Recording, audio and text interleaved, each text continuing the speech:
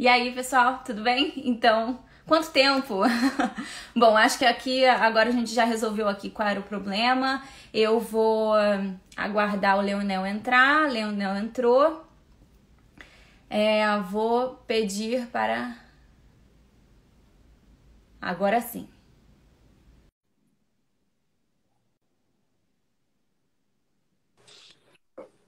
Aí, tudo bem? Valeu, Boa Tati. noite, Leonel, tudo Boa bem? noite. Desculpa, pessoal, pela confusão aí. Não, mas a gente resolveu rapidinho, foi tranquilo. Mas é. Bom, fico muito feliz aí com a presença de vocês nos assistindo. Leonel, muito obrigada por ter aceito o convite, obrigada por participar, por colaborar com o perfil, com a primeira live do perfil, inclusive, aqui do Tributário em Jogo. Ah, que legal. E principalmente por trazer a contribuição da sua pesquisa, das suas lições, das suas impressões sobre esse assunto que é tão comentado, que é tão relevante e pertinente, é pauta do dia, mas é muito nebuloso para muita gente. Em muitos pontos é nebuloso para mim também. E tenho certeza que tem nebulosidade para você também, Com que é um super certeza. especialista. Com Enfim, certeza. para mim, você era a pessoa mais habilitada para falar sobre esse assunto com a gente. Inclusive, quando eu e Micaela estávamos começando a pensar na primeira live aqui para o perfil, a gente queria algum tema e um expositor que tivessem uma conexão com a teoria dos precedentes por conta do curso de jurisprudência. E na hora, assim, sem brincadeira, eu lembrei de você me falando que estava escrevendo sobre modulação de efeitos, sobre uma perspectiva da análise econômica do Legal. direito. Então, assim, foi a primeira ideia que eu tive e eu tenho certeza que foi a melhor ideia que eu poderia ter tido. Enfim. Gente, eu acho que já ficou claro que esse convidado não foi à toa. Eu vou fazer uma pequena apresentação aqui do Leonel, talvez que não precise de apresentações, mas é praxe desses eventos. Leonel é um advogado tributarista de peso e conhecimento técnico, com uma visão estratégica ímpar. Ele é responsável, é coordenador da equipe de tributário do Fluxo Advogados, o escritório no qual ele é sócio. Enfim, e além disso, como a gente já pincelou, ele está escrevendo sobre esse assunto na sua dissertação de mestrado no PPGD da UERJ. E é isso. Leonel, eu não vou fazer um grande prelúdio disso. Você Beleza. pode pincelar aí nosso tema do dia. Vamos lá. Primeiro, obrigado novamente, Tati, pelo convite. Estou muito feliz de estar aqui hoje batendo esse papo com você, com todos. Boa noite a todos. Prometo, como a Tati já adiantou, pelo que eu entendi ali, que a gente não vai se alongar a ponto de impedir que vocês assistam a eliminação da Carol Conká. Mas vamos lá, eu fiz aqui uma espécie de um roteirinho, só para contextualizar um pouquinho dos assuntos que eu acho que são muitos assuntos relacionados com modulação matéria tributária. Eu escolhi alguns para falar, que acho que guardam conexão com a página, né? com os dias de vocês e com o contexto atual. Enfim, eu pretendo falar sobre, primeiro, modulação no contexto do controle de constitucionalidade, tá? Ou seja, buscar um pouco do histórico dessa história, né? Do princípio da nulidade da lei inconstitucional, da supremacia, da supremacia da Constituição, e, obviamente, falar das leis de 99, né? Da 9868 e 9882, que positivaram finalmente no sistema brasileiro a possibilidade do Supremo diferir no tempo os efeitos de uma decisão declaratória de inconstitucionalidade. E depois eu vou passar para o que eu estou chamando de microsistema introduzido pelo novo CPC. O artigo 927, parágrafo 3º do novo CPC, trouxe a possibilidade de modulação em caso de guinada jurisprudencial. Eu vou avançar no que seria isso, lá, analisando o CPC, mas, de saída, eu queria deixar já plantada a ideia de que são permissivos diferentes, né, com requisitos diferentes e também com bases valorativas diferentes, e é isso que eu vou defender um pouquinho adiante. E depois eu vou trazer para vocês o nosso estudo empírico, que a gente fez, analisando todas as decisões que apreciaram pleito modulatório em matéria tributária desde 2006, que foi quando o Supremo decidiu aplicar a técnica também para o controle difuso de constitucionalidade. Então, tem muito dado interessante. Quem sabe, a partir dali, sai até um palpite pessoal sobre o que pode acontecer na exclusão do ICMS da base de cálculo do PIS e da COFINS. E aí, depois, eu pretendo falar um pouquinho sobre inconstitucionalidade conveniente ou útil, utilizando a expressão cunhada pelo Eliomar Baleiro lá atrás, já entrando um pouquinho na análise econômica do direito, né? Adiantando, se a Corte Constitucional, estamos falando do Supremo, mas isso vai para qualquer Corte Constitucional, normalizar a modulação, há uma tendência dos entes tributantes editarem leis sabidamente inconstitucionais, na perspectiva de que, lá na frente, a Corte Constitucional tende a declarar a inconstitucionalidade desses veículos normativos, mas modulando, preservando, assim, essa arrecadação propiciada pela lei inconstitucional. Então, isso é uma externalidade negativa, uma possível externalidade negativa muito deletéria até para a coesão ética do sistema.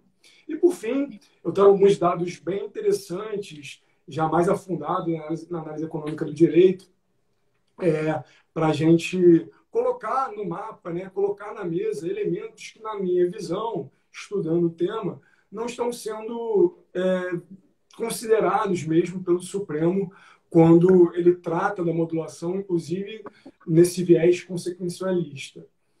Então, Tati, por favor, fica muito à vontade, tá? Para me interromper, perguntar, comentar, enfim.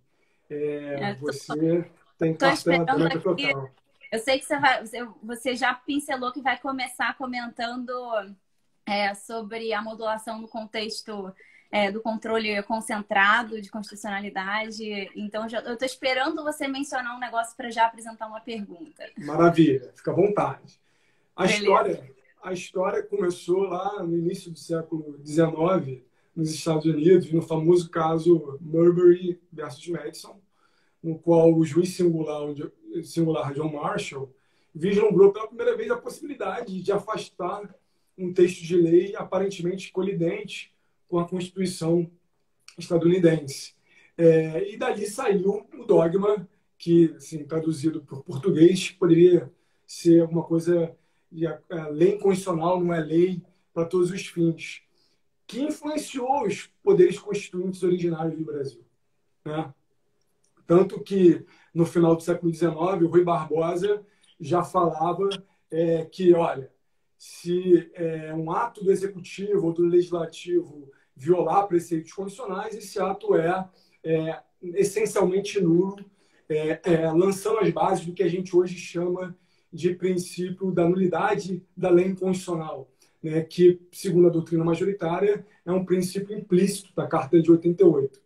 E aí, consequentemente, né, a decisão que reconhece essa inconstitucionalidade teria, então, natureza declaratória, produzindo efeitos retroativos, né, efeitos ex tunc, desde a edição dessa lei declarada inconstitucional, retroagindo no sentido de colher todos os efeitos que essa lei inconstitucional pretendeu, almejou produzir. Parte da doutrina, né, estou falando de doutrina em sentido mais amplo, não só a brasileira, ainda influenciada por Kelsen, defende no contraponto, né, a anulabilidade da lei inconstitucional. De acordo com essa teoria que prevalece na Áustria, por exemplo, a decisão que reconhece a inconstitucionalidade ela teria natureza constitutiva negativa, produzindo, portanto, efeitos apenas ex nunc. Mas acho que não é o caso de a gente se aprofundar sobre essa doutrina, porque definitivamente não foi a base incorporada na Constituição de 88 aqui no Brasil. Mas o fato é que a integral invalidade desses efeitos produzidos pela lei declarada inconstitucional Não é um dogma absoluto mais, né? O Sarmento tem uma obra interessante em que ele analisa diversos sistemas constitucionais pelo mundo, e isso é uma tendência mundial, né? Esse dogma vem sendo mitigado. Inclusive, eu me surpreendi ao estudar o assunto e identificar decisões da década de 70 do Supremo, já mitigando o princípio da lei inconstitucional, já diferindo no tempo os efeitos de decisões declaratórias de constitucionalidade. E aí, já sobre a ordem constitucional atual, foram editadas as leis de 99, a 9868 e a 9882, que aí sim positivaram, né, a possibilidade do Supremo modular os efeitos das declarações de inconstitucionalidade. E é curioso que a OAB ingressou com 3 adins contra essas leis, que foram a 2.154, 2.231 e 2.258, alegando que, se a legislação, né, essa modificação, está mexendo com um princípio que ainda que seja implícito, é constitucional, deveria ter sido engendrada via emenda e não por lei ordinária. Essas adins estão em julgamento, o julgamento empatado, 2-2, 2 votos pela inconstitucionalidade do Marco Aurélio, do Sepúlveda Pertence, e 2 pela constitucionalidade da Carmen, Lúcia e do Fachin. Uhum. Eu vou te interromper aqui, porque eu tenho uma pergunta nesse ponto. Considerando essas informações, a constitucionalidade dos artigos 27 e 11 das respectivas leis, eu queria saber o que você acha a respeito da sua visão sobre. Teria uma violação à Constituição? Elas restringiriam a possibilidade de modulação de efeitos para além de parâmetros já presentes na Constituição? E uma subpergunta assim, na rabiola dessa se a gente partir da constitucionalidade desses dispositivos e se a gente assumir também que essas normas não são necessárias, imprescindíveis, para que o Supremo possa realizar a modulação de efeitos de maneira legítima, como ele fez até nos anos 70, sem norma nenhuma, se a gente parte do pressuposto dessas duas pressuposições, em que medida ter essas normas no nosso sistema jurídico é algo conveniente ou útil? É melhor tê-las ou é melhor não tê-las? São essas 2 perguntas. Tá. Excelentes perguntas, Tati. Na minha visão, não tem constitucionalidade. Por quê? Além de ser um fenômeno mundial, né, como eu já adiantei, o fato é que quando a gente trabalha com a ideia central de retroatividade de uma decisão que declara a inconstitucionalidade de qualquer texto de lei, é possível que essa retroatividade também viole outros preceitos constitucionais. E aí que entra a mitigação do dogma, né, da lei inconstitucional, da nulidade da lei inconstitucional, para, numa perspectiva de ponderação entre princípios e valores implicados, oferecer, via jurisdição constitucional, uma solução mais adequada para o caso concreto. Então, se a gente enxerga de forma muito engessada, né, como dogma realmente absoluto, a supremacia da Constituição, a nulidade da lei inconstitucional, a gente vai cair em situações em que a retroatividade vai violar mais a Constituição do que se a gente afastar a incidência desse princípio implícito na Constituição. Então, para mim, não é inconstitucional, as leis não são inconstitucionais, mas elas têm que ser encaradas, sim, como medidas excepcionais, porque há, né, um princípio estruturante que implicitamente ou não está na Constituição, em que, em regra, a gente precisa entender que, em regra, as decisões devem retroagir. Em relação à segunda pergunta, a rabiola da primeira pergunta, eu acho que é importante, sim, que tenha esse permissivo específico. Não acho que ele seja imprescindível, porque o Supremo, como a gente já falou, já havia modulado, e agora o CPC trouxe um novo permissivo, enfim.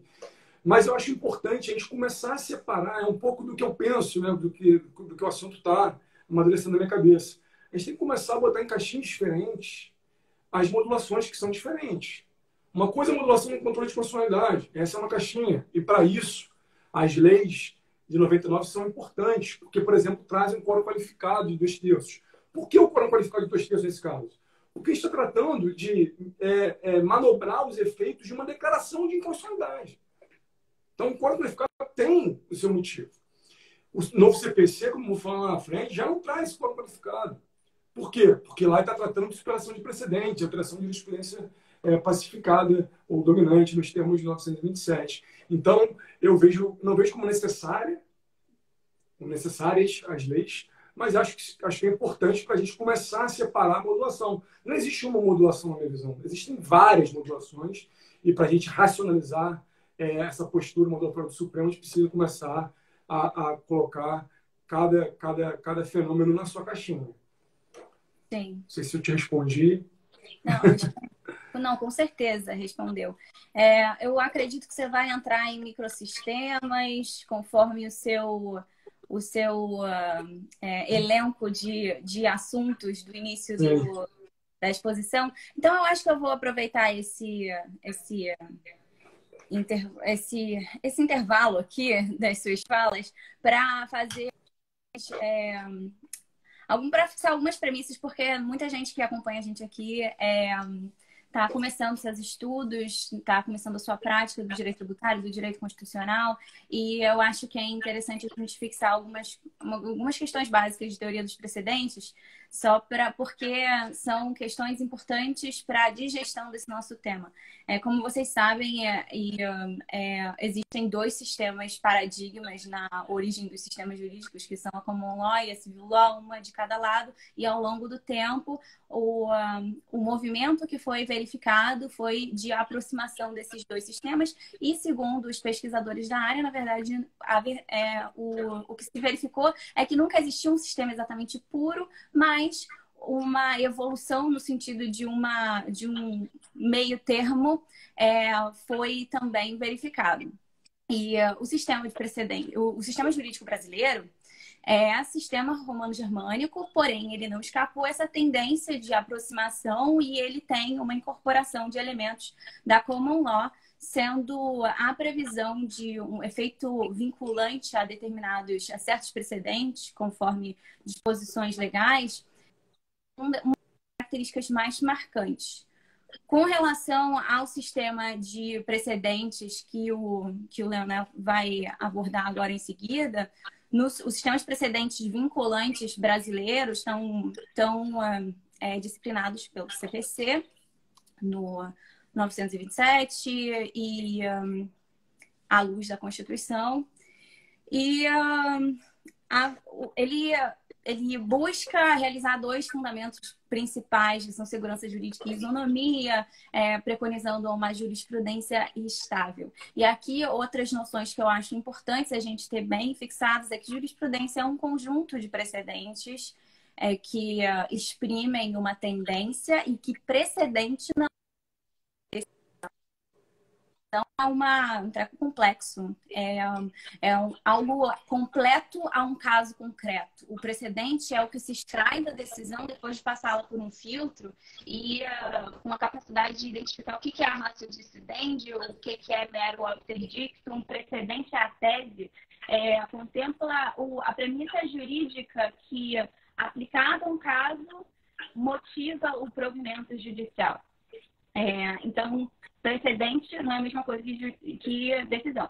E os precedentes também podem ser meros precedentes persuasivos. Como regra, os precedentes são persuasivos, mas eles podem ser vinculantes. E essa característica vinculante somente é atributo do precedente se ele for firmado no âmbito de uma das hipóteses previstas na lei, como está lá disposto no CPC, no âmbito do IAC, IRDR, nos REs, com repercussão geral conhecida, RESP, que são julgados na sistemática dos repetitivos, e também nas súmulas comuns, embora as súmulas comuns até contemplem algum tipo de controvérsia com relação à sua constitucionalidade, se o efeito vinculante é constitucional ou não nesses casos, por estarem ou não equiparados à súmula vinculante. A Constituição diretamente já prevê que as decisões proferidas no âmbito do controle concentrado têm esse efeito vinculante, assim como as súmulas vinculantes, obviamente, pelo seu próprio nome. Então, feita essa introdução, eu acho que eu já vou deixar o Leonel prosseguir na sua abordagem. Ótimo, Tati, muito obrigado. Excelente essa introdução, né? Porque realmente é pressuposto para a gente conversar a respeito da modulação nesse contexto, né? Porque, como eu adiantei, o novo CPC, lá no 927, que é justamente o dispositivo que trata dos precedentes com força vinculante, no seu parágrafo 3º, autorizou a modulação em caso de modificação, de alteração de jurisprudência dominante dos tribunais superiores e de superação de precedente firmado em julgamento de casos repetitivos. Ou seja, é importante a diferença, notem a diferença. Lá nas leis de 99, 9868, 9882, o contexto é controle de constitucionalidade, modulação no controle de constitucionalidade. Aqui no CPC, o contexto é modulação no caso de guinada jurisprudencial, brusca. São contextos diferentes. Mas não é só por isso que eu entendo que é um microsistema, não. Eu ainda tenho outras questões para reforçar essa posição, que são as seguintes. Os requisitos são diferentes. As bases valorativas, axiológicas, são diferentes. Os requisitos, por exemplo, a modulação no contexto de controle de constitucionalidade, como as nas leis de 99, ela era uma técnica privativa do Supremo. Agora, no contexto do novo CPC, 927, parágrafo 3º, não mais. Por que não mais? Porque, como acabei de falar, 927 autoriza a modulação em caso de superação de precedente firmado em julgamento de caso repetitivo. E aí, o 928, que é o dispositivo seguinte, diz que julgamento de caso repetitivo engloba recurso especial, extraordinário, repetitivo e RDR. Ou seja, atualmente, qualquer tribunal pode modular os efeitos de uma decisão que venha superar um precedente firmado em RDR. Isso não aconteceu ainda, mas a possibilidade está posta no novo CPC. Inclusive, o Didier entende que a técnica pode ser adotada por qualquer tribunal desde que o precedente superado tenha eficácia normativa formal, que é justamente os casos dos incisos de 927, sobre os quais a Tati já falou. E o STJ já vem aplicando a técnica.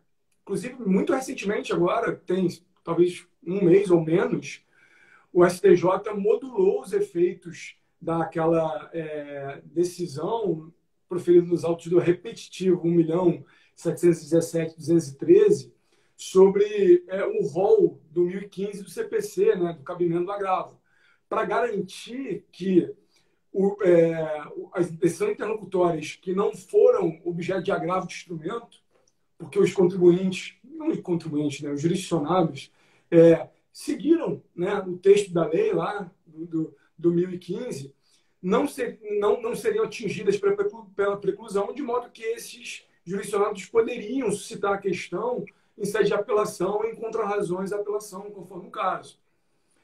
A STJ já tem aplicado, nesse último ano aplicou diversas vezes. E mais, o quórum qualificado, já falei um pouquinho, né? As leis de 99 exigem 2/3, porque estão no contexto do controle de constitucionalidade. Mas o CPC não fala nada sobre isso, né, sobre o quórum. E a Tereza Arruda Alvim, por exemplo, inclusive, estou com um livro aqui, tem um livro recentíssimo dela. Eu acho que eu tinha uma pergunta aqui elencada, assim, para o que você vai comentar agora. Então faz. Não, é porque, assim, eu acho que quando a gente olha esses dois núcleos normativos, uma dúvida que é muito comum é quais foram os impactos, né, da introjeção do 927 no ordenamento, já que ele é mais novo, o CPC é mais novo do que as leis da ADI, a ADC e a DPF. Quais são os impactos disso para uma nova interpretação do 27, do 11, no que diz respeito à sua aplicabilidade, e o contrário, se aqueles dispositivos trazem algum tipo de interpretação também restritiva para o 927. E aí, o exemplo que eu queria trazer e queria perguntar para você era justamente a questão da aplicação do quórum qualificado, porque 27 e 11 exigem a maioria por 2/3, mas o 927 não fala nada a respeito. E aí o Supremo, imagine o Supremo decidindo num caso uma mudança de jurisprudência, mudando jurisprudência em uma determinada situação, em controle difuso e com repercussão geral reconhecida, e decidindo por modular os efeitos por conta da mudança jurisprudencial, por conta da mudança de entendimento especificamente. Nessa hipótese, essa modulação ela deveria ser por 2/3 ou poderia ser por maioria? Tá, entendi. Então, como eu estou vendo isso, né, eu enxergo que esse permissivo do CPC trouxe um microsistema. Um microsistema esse que tem que ser interpretado mais no contexto das normas processuais que o abraçam do que à luz das leis de 99. Por exemplo, em relação ao quórum qualificado, o Supremo tem uma decisão recente, é legal até anotar, vou cantar ela aqui, desde no RE 638-115 do Ceará, que o Supremo entendeu que bastaria a maioria absoluta para modular os efeitos em sede de repercussão geral, julgamento de RE em repercussão geral, desde que a discussão não envolva declaração de constitucionalidade.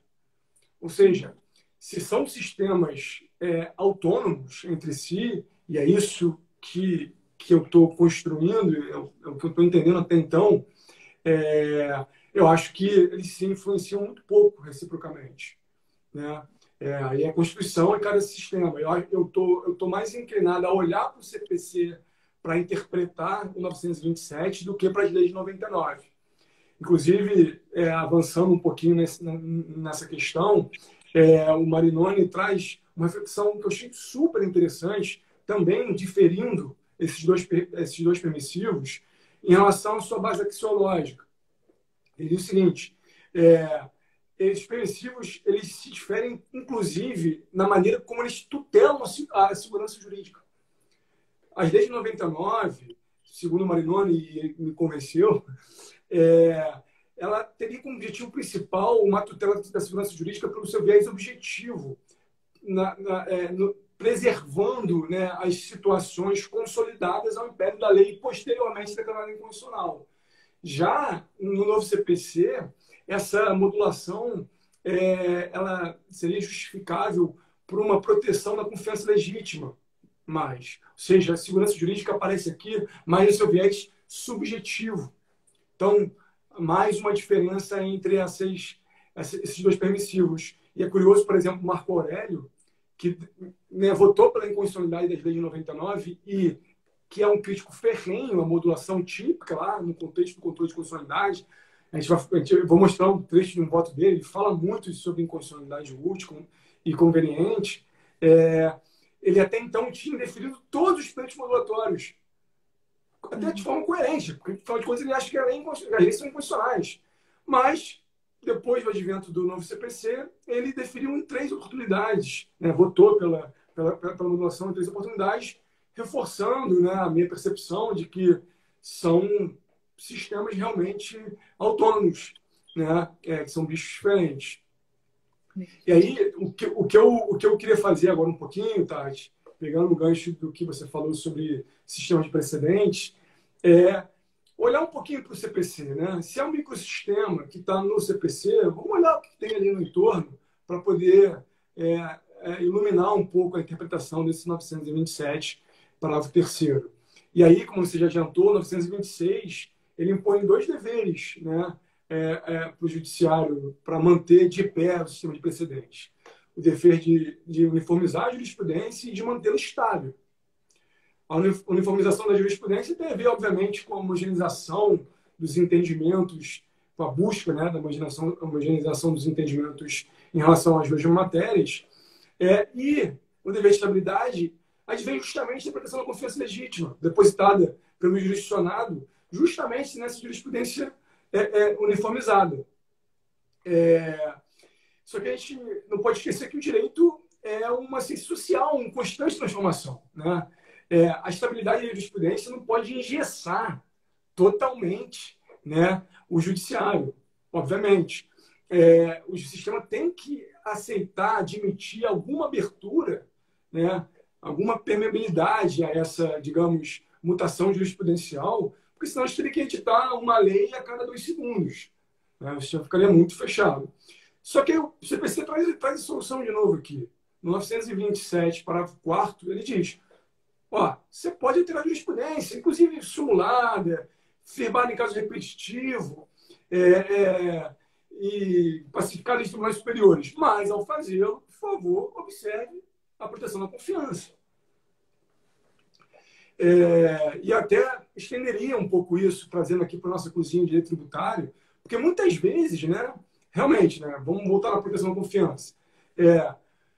O jurisdicionado pauta suas ações, se planeja a partir de uma jurisprudência consubstanciada, por exemplo, em súmula vinculante, e um belo dia essa interpretação muda e, obviamente, que se essa nova interpretação retroagir, vai frustrar a confiança legitimamente depositada pelo jurisdicionado nos atos do judiciário.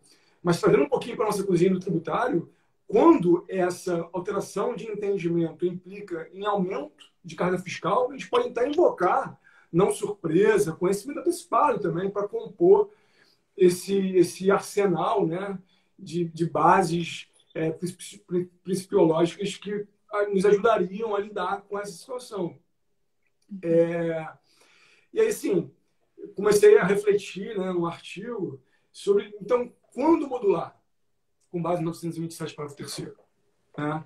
Quando modular? Porque o dispositivo, na primeira parte, ele fala em no caso de alteração de jurisprudência dominante dos tribunais superiores. Muito aberto, né? Que seria jurisprudência dominante dos tribunais superiores. Lembrando que a gente tem 2 etapas aqui. Uma coisa a possibilidade, né? A autorização do dispositivo, isso a gente já falou lá em cima, qualquer tribunal pode aplicar a técnica por conta do IRDR. A outra coisa que eu estou propondo agora, né, para debate quando o judiciário teria o poder-dever de modular. Né? E, para mim, essa aí daqui é proteção da confiança legítima. Ela vai ser sempre subjetiva, análise do caso a caso, mas somente um precedente ou uma jurisprudência que realmente ofereça expectativas qualificadas a inspirar a confiança legítima do contribuinte ou do jurisdicionado que deve ser objeto de modulação. E aí, não, continua muito solto, calma. Quando que eu acho que isso tende a acontecer mais?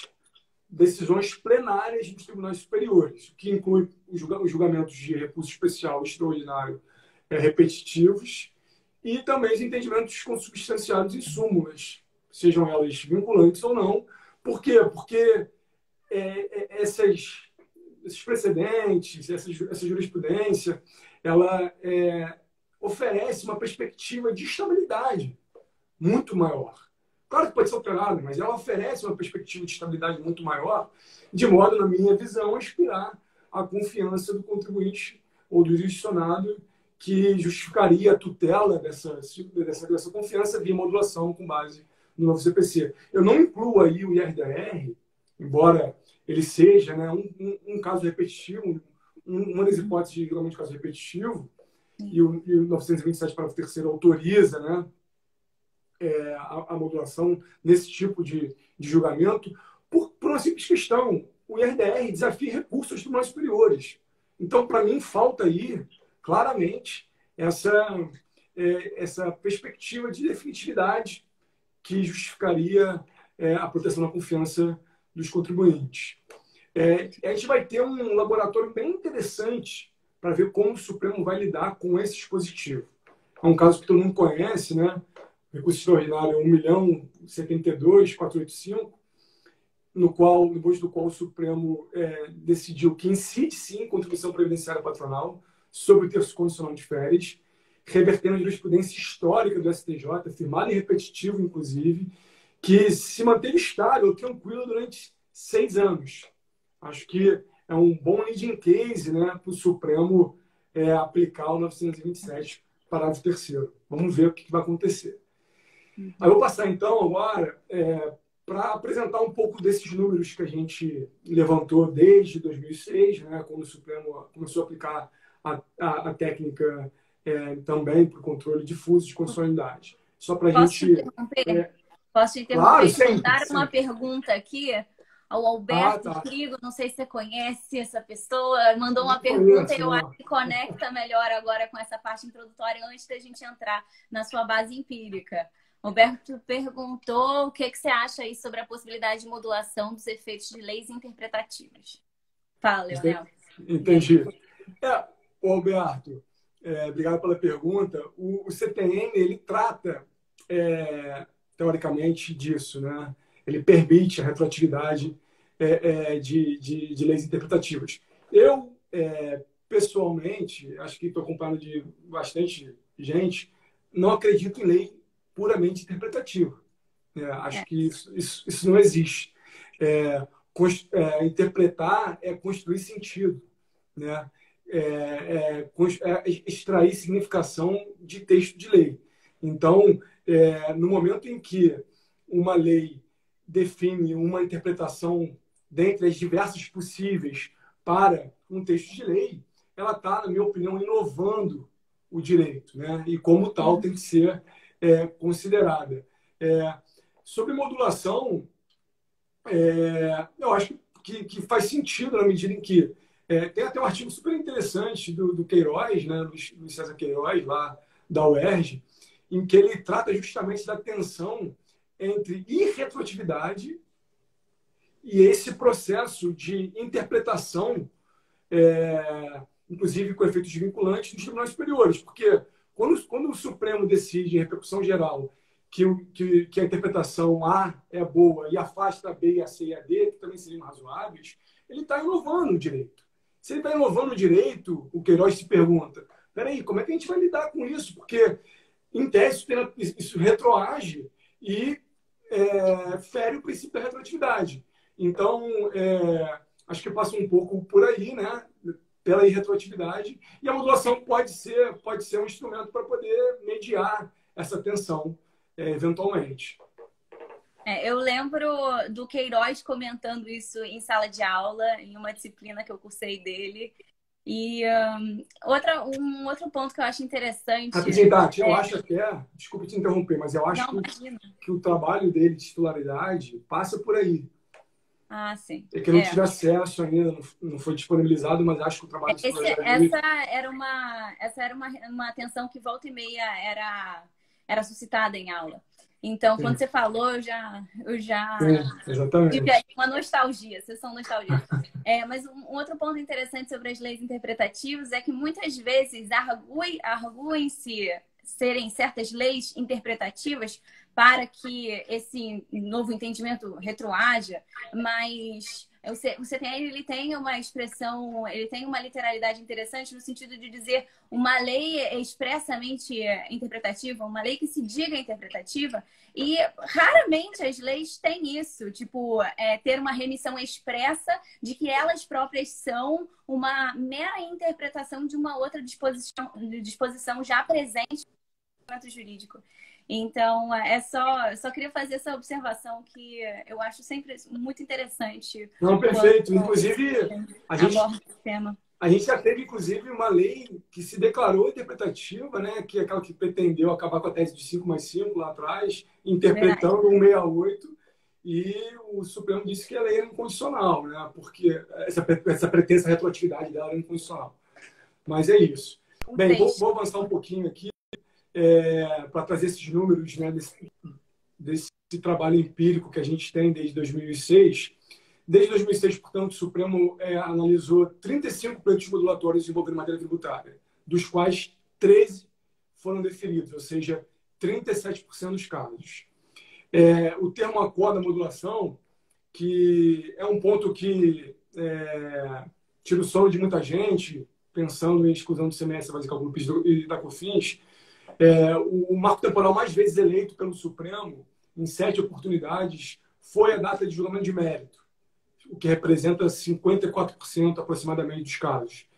Eu tenho todos esses dados em relação aos demais marcos temporais, eu não vou ficar aqui falando porque vai ficar maçante. Quem quiser me manda uma mensagem no LinkedIn que eu mando isso para a pessoa, que tiver interesse específico nisso. E em relação às ressalvas, as ações já ajuizadas, que é outro ponto super importante. Dos 13 casos que o Supremo modulou, em 8 casos, o Supremo não respeitou as ações já ajuizadas. Isso é o que causa arrepio no advogado contencioso, né? Peraí, modulou e não respeitou as ações já ajuizadas. Mas calma, vamos entender o que aconteceu nesses 8 casos um pouquinho. Desses 8 casos, 7 casos não envolveram repetição de indébito propriamente dito. Foram casos relacionados com guerra fiscal. Em um caso, especificamente, o Supremo modulou, não respeitou as ações já ajuizadas e vedou expressamente a repetição de indébito, que é o que ninguém pretende ver no caso do julgamento da exclusão do semestre, mas cálculo PIS e COFINS. Ninguém é advogado, né?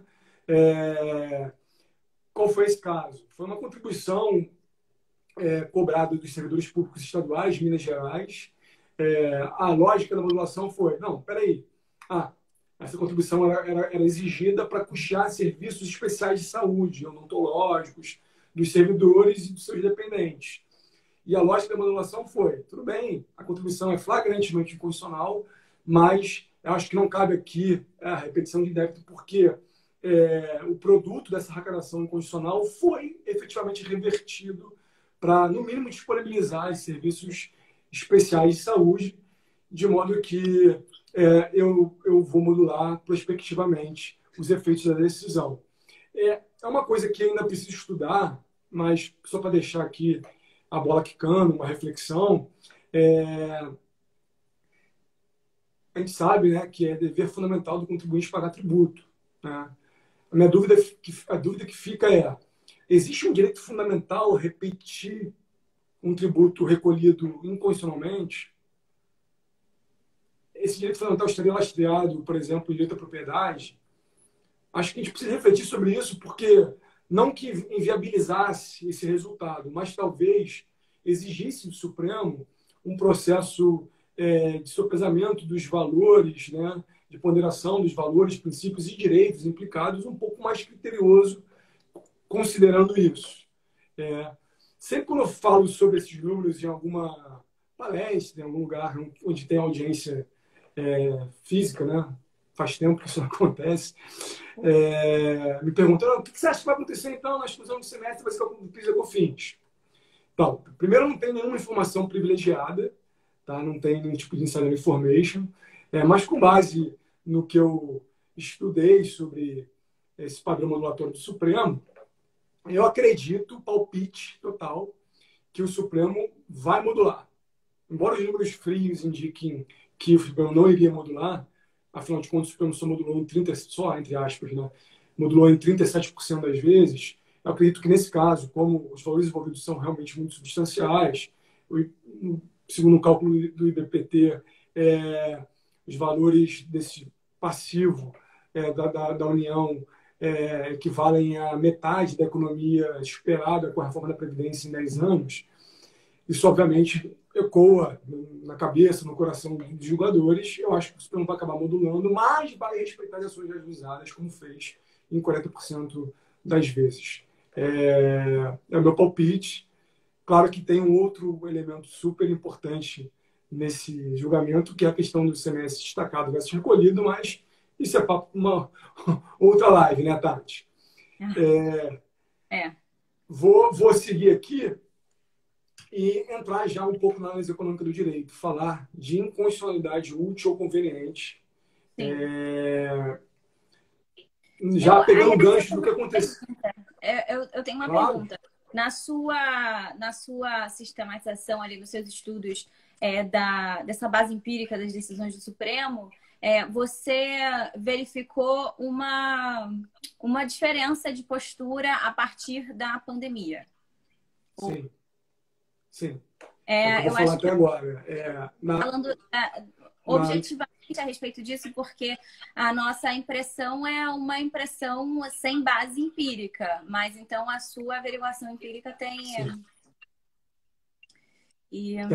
Os números refletem isso. O Supremo, só na quadra histórica que a gente está vivendo na pandemia, o Supremo modulou em 50% dos casos envolvendo discussões tributárias. É muito. Na minha visão, humilde visão, é muito. E uma vez a gente saindo de um cenário de crise, você acha que ele retroage para uma postura mais conservadora? Eu quero crer que sim, Tati. Mas a verdade é que eu não enxerguei nas decisões modulatórias essa pegada de jurisprudência de crise, que poderia ter. Né? Estou modulando aqui porque a gente está vivendo um momento histórico único e se justifica por conta disso. O excepcional interesse social aqui está vinculado com a pandemia, mas eu não vi isso. Mas eu acho que isso está dentro da cabeça de cada julgador lá, de alguma maneira. Mas, por exemplo, o Barroso, ele votou pela modulação em incríveis 80% dos casos em que ele apreciou o pleito modulatório na pandemia. O Gilmar Mendes e o Luiz Fux em 60%, Dias Toffoli e Carmen Lúcia em 50%. Na minha humilde opinião, mesmo no contexto de pandemia, são números muito, muito altos. São percentuais que não se coadunam com a lógica do Instituto, que é para ser excepcional. Eu queria fazer uma brincadeira aqui de tratar... O que é, né? Já adiantei um pouquinho, mas o que a gente chama de inconstitucionalidade conveniente ou útil? É isso, né? Quando o Supremo ou qualquer corte constitucional normaliza a modulação, ele tende, aí, na análise econômica, chamam de pautar condutas estatais a partir de posturas do judiciário, ele tende a sugerir, né, indiretamente, obviamente, que os entes editem leis inconstitucionais, sabidamente inconstitucionais, muitas vezes, na perspectiva de que, quando essas leis forem declaradas inconstitucionais, o Supremo vai modular, porque, de fato, entra a questão do número, o número é importante, o município é pequeno, enfim. A dialética aceita esse tipo de argumentação. E aí, em caso de modulação, toda aquela arrecadação propiciada pela lei declarada inconstitucional fica preservada e o ente mantém no seu bolso essa arrecadação. Eu queria só testar a partir de guerra fiscal, afinal de contas, como eu disse há pouco, né, a guerra fiscal foi o principal tema em que o Supremo modulou, sem expectativas ajuizadas, analisar uma tríade, né, de decisões que se relacionam para testar, para a gente ver se o Supremo está preocupado. Obviamente está, né, mas em que medida o Supremo está enxergando essa externalidade negativa, né, da inconstitucionalidade conveniente ou útil. E aí eu escolhi a questão da concessão de benefícios fiscais sem amparo do CONFAS, muito conhecida pelos tributaristas, né? Eu levantei isso, eu fiquei surpreso. O Supremo definiu que é preciso amparo do convênio para conceder benefício fiscal estadual em 89, uma decisão plenária de 89. Ou seja, é uma experiência consolidada há muito tempo.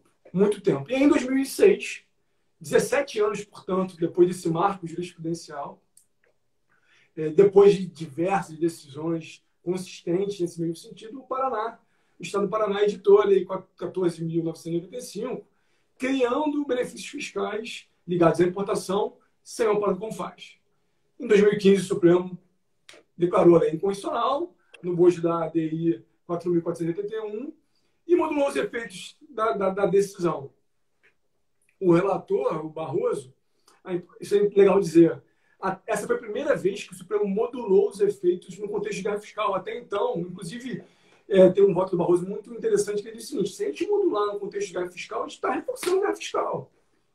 Né? Mas, nesse julgamento, o Barroso mudou de entendimento e aí invocou o argumento de que a lei vigorou sob presunção de constitucionalidade durante 8 anos, que os contribuintes usufruíram da benesse fiscal de boa fé, de modo que a retroatividade não seria justa nesse contexto para aqueles contribuintes.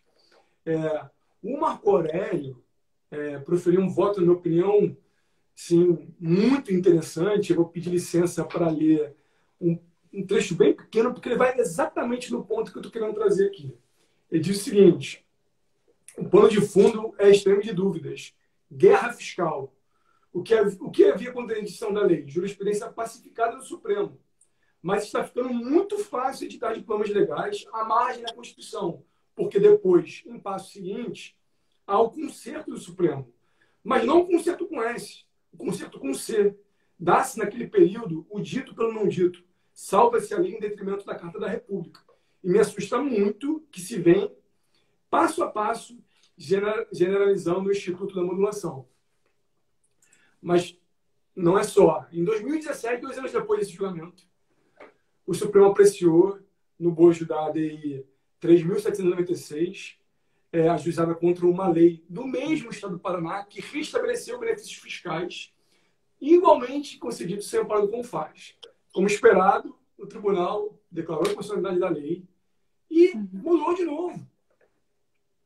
E aí a pergunta que eu deixo aqui: tem base consistente de confiança, aspirar uma confiança qualificada desses contribuintes? Como se o contribuinte tropeçasse, olha um benefício, vou aderir aqui. Isso. Como se não existisse aconselhamento jurídico por trás, gente que efetivamente está acompanhando, enfim. Perfeito. E uma jurisprudência muito consolidada do Supremo, no sentido que essas leis são constitucionais. Uma lei constitucional, nesse contexto, é capaz de inspirar essa base qualificada a justificar a proteção da confiança. Bem, eu não vejo isso, mas não é nem o meu ponto principal aqui. Tem um terceiro capítulo dessa novela, bem recente. O Supremo declarou constitucional as leis editadas pelos estados de destino que autorizam o estorno dos créditos, né, decorrentes desses benefícios fiscais concedidos inconstitucionalmente pelos estados de origem. Então, o Supremo declarou constitucional. E o Supremo fez o quê? Modulou de novo. Modulou para impedir que os estados de destino estornem os créditos antes da decisão.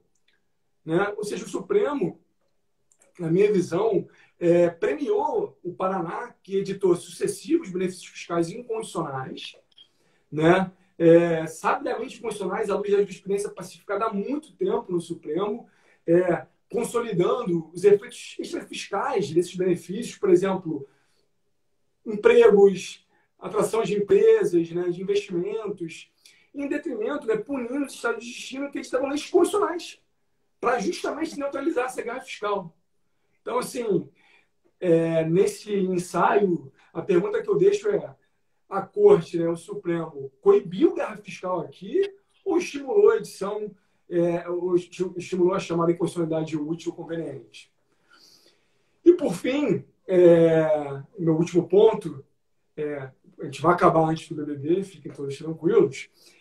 Eu trago alguns dados econômicos, né, à luz da análise econômica do direito, porque já que o Supremo está né, nesse viés consequencialista, quando decide sobre modulação, vamos botar todos os ingredientes na mesa. Né? Eu acho que está faltando alguns super importantes. E é esse o meu esforço aqui. E para isso eu vou só trazer uns números, depois eu vou relacionar um pouco esses números. Em 2018, olha só o estado das coisas em relação ao contencioso tributário. Em 2018, o estoque de crédito tributário em contencioso ultrapassou metade do PIB. Em 2019, a taxa de congestionamento de processos tributários chegou a 87%. Significa que a cada lote de 100 processos que entra, só 13 são baixados. O processo judicial tributário leva, em média, 10 anos para terminar, segundo o relatório da Ético e da Ernest. o CNJ apontou em 2012, que todo mundo já sabe disso, mas que a União e o INSS são as maiores litigantes do país, estão em 60% aproximadamente dos processos federais. E o mais importante para mim, o CNJ também apontou que o litigante direto, né, via custas, taxa judiciária, ele suporta apenas 60% do custo para rodar o judiciário. Vamos começar a relacionar tudo isso. Acabei de falar sobre inconstitucionalidade conveniente útil. Qual é a consequência direta da inconstitucionalidade conveniente útil? Edição de novas leis inconstitucionais na perspectiva de ter uma arrecadação constitucional preservada via modulação. O que isso traz a reboque? Litigância. Né? Os contribuintes vão entrar com ações individuais para questionar esses dispositivos inconstitucionais por uma questão de sobrevivência. Isso aumenta, né, o estoque dos processos tributários, que já é o pior, né, ingrediente desse nosso judiciário abarrotado. E mais, 40% do custo desse aumento de litigiosidade, quem paga é a sociedade geral. É dinheiro que poderia ser empregado para combate ao Covid, para distribuição de renda, para educação, para saúde. Só para vocês terem uma noção, em 2018, essa parte descoberta, né, do custo judiciário foi de aproximadamente 35 bilhões. Naquele ano foi 0,5% do PIB. É significativo. Então, o Supremo precisa, né, ter também isso na mesa quando ele decide modular. Quando na pandemia, como você perguntou, né, Tati, o Supremo, por exemplo, modula 1 a cada 2 casos, ele precisa colocar na conta, né, desse processo decisório que, eventualmente, novas leis inconstitucionais serão editadas por conta desse padrão modulatório, inclusive no contexto da pandemia. Isso pode desaguar no aumento da litigiosidade e, consequentemente, no aumento do custo descoberto do judiciário. Então, é um ciclo, né, vicioso, porque acaba que esse dinheiro vai sair justamente de um orçamento que poderia fazer face aos cuidados para o combate do Covid. Então, é um ingrediente importante. Não estou dizendo que ele é definitivo, mas ele tem que ser considerado pelo Supremo e definitivamente não está sendo, pelo menos pela análise das decisões, isso não está explícito, ao menos. E a sua mesma preocupação com relação à inconstitucionalidade útil, no sentido de gerar esse tipo de indução para o Estado, também é uma lógica que pode se aplicar para o respeito às ações já ajuizadas, no sentido de levar a uma super judicialização e aumentar o custo, a despeito disso ser uma observação contraditória com os nossos interesses enquanto advogados tributaristas.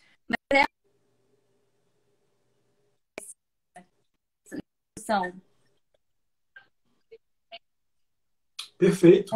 Mas, assim, concordo totalmente com você. É claro que é um argumento comercial importante para a gente e é legítimo, né? Porque realmente a gente está resguardando os interesses do cliente.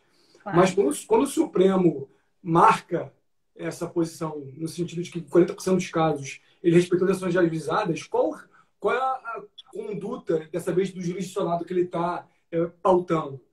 Se eu afetar a repercussão geral, corra e ajuize sua ação individual. Né? Quando trata isso de repetição de débito, é a primeira coisa que eu falo para os meus clientes. Vamos entrar com a ação individual logo, porque senão você pode ficar fora da festa de repetição de débito. Só que isso está na contramão do sistema de precedente. Né? A lógica do julgamento de repercussão geral, no controle concentral de constitucionalidade, é justamente que cada contribuinte, o jurisdicionado, fique lá aguardando a decisão por efeito de erga omnes. O que não está acontecendo por conta dessa postura modulatória do Supremo. Não estou dizendo que não se deva ressalvar as ações já ajuizadas, mas que esse é um elemento que tem que ser considerado, né, pelo Supremo nessa ponderação que é hipercomplexa. Falar daqui é fácil, né? Naquela cadeira deve ser muito mais difícil. Uma ponderação que é hipercomplexa, que envolve tensões de diversos princípios, segurança jurídica, direitos fundamentais, enfim, não é nada fácil, obviamente, trazer uma solução justa para essa complexidade toda. Mas, de fato, a colocação está perfeita. É uma outra externalidade a ser observada pelo Supremo desse padrão modulatório que se desenhou a partir de 2006. Perfeito. Bom, Leonel, o nosso tempo está estourando, então eu vou agradecer a você pela exposição brilhante. Foi muito legal, um prazer meu ter conversado aqui com você sobre modulação de efeitos. Eu acho que a galera também curtiu bastante. Se vocês tiverem dúvidas, eu estou à disposição pelo direct. Eu acho que o Leonel também receberia perguntas. Então a gente vai despedindo por aqui. Tchau, gente. Tchau, Leonel. Muito obrigada. Tchau, Tati. Muito obrigado. Já também tinha acabado meu papo. Foi ótimo. E estou à disposição para as próximas oportunidades. Um abraço, galera. Quem quiser pode me procurar no direct, no LinkedIn. Estou à disposição. Boa noite.